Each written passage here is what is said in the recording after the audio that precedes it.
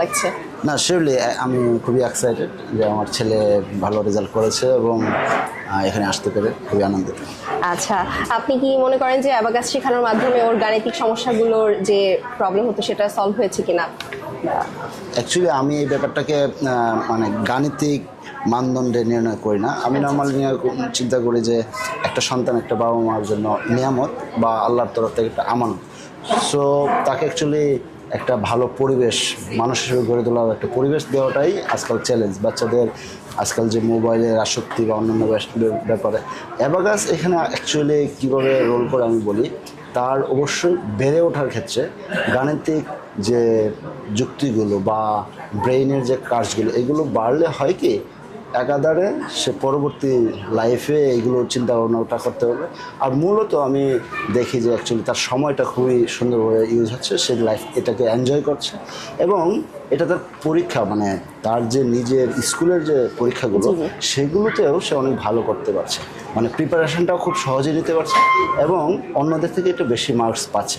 এটা শুধুমাত্র অ্যাবাকাসের গাণিতিক মানদণ্ডে আমি চাচ্ছি না, আমি বলতে চাচ্ছি অ্যাবাকাসের যে বিভিন্ন আপনারা যেভাবে শেখান তার রুলস রেগুলেশনগুলো এবং সে কত দ্রুত চিন্তা করতে পারে, এই চিন্তাটা শুধু গাণিতিক ক্ষেত্রে না, এই চিন্তাটা হয়তো বা যে কোনো একটা বাংলা প্রশ্নের উত্তরেও সে কত তাড়াতাড়ি চিন্তা করতে পারে।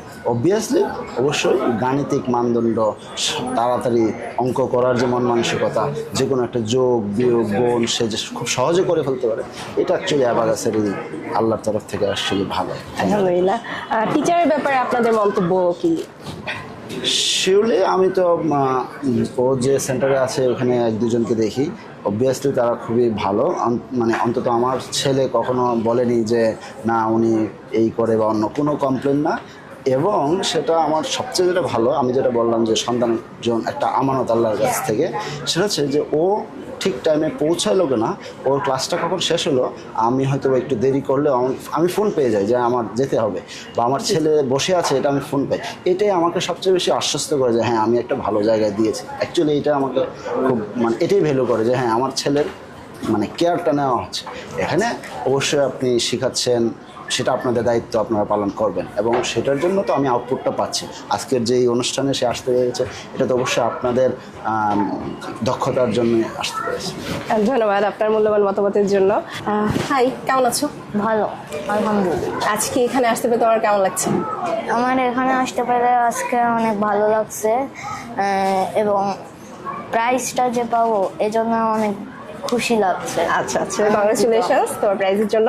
আর তুমি যখন প্রথম অ্যাবাকাস শুরু করেছিলে তখন তোমার প্রথম অনুভূতি কেমন ছিল?